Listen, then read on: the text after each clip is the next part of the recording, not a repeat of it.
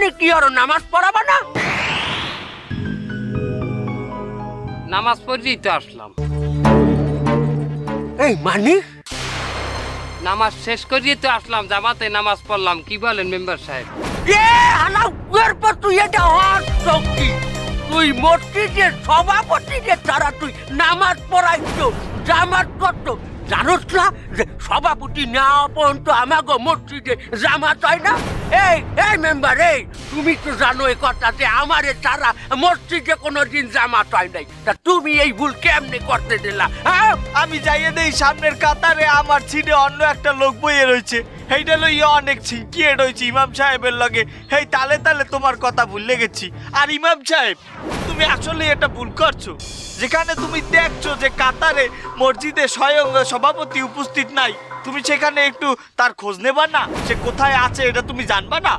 এখন যে তারা আমার জামাতটা ছুটিয়ে গেলে তার এই বিচারটা কি হইবে? এই ভুলটা কার? না, ভুল তুমিই করছো ইমাম সাহেব। তুমি এক কাম করো, তুমি সভাপতির পাও ধরে মাপ চাও। আমি ঠিক সময় নামাজ পড়াই, আমি এখন সভাপতির পাউদর দিয়ে মাপ চাবো? তুমি আমার চাইতে বেশি বোঝো ইমাম, তোমারে কিন্তু এখন গাড়া নিতে টানে।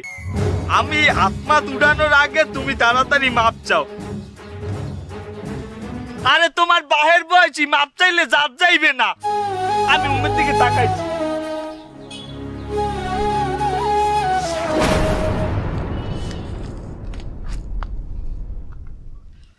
থাক, হয়েছে, অনেক হয়েছে। দুটা মাঝিয়া গরু দান করা লাগবে না।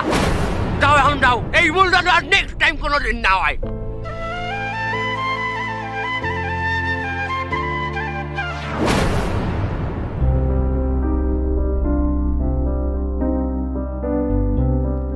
ইমাম সাহেব, তুমি এইনে খারাও, আমি ওই ভিতর দিয়ে খাওয়ান লই আসি।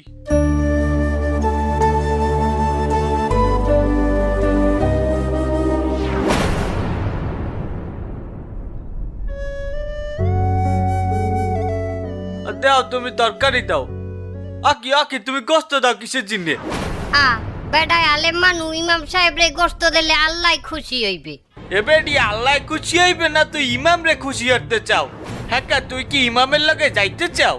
হ্যাঁ, যদি জাহেজ থাকতে হ্যাঁ ঠিকই যাইতাম। চাউল চোর মেম্বারের চাইয়া ইমামের ঘর করা ভালো। আর রাঁধছো কি? লাউ কদু।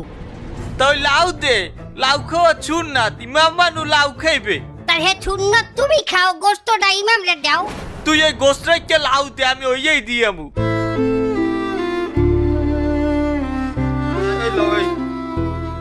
আমাগো বাড়ির লাউ, তোমার এই কাকি যে রান দে উটের গোস্ত ফেল, খাইয়ে দাও, মজা বাবা। আসি।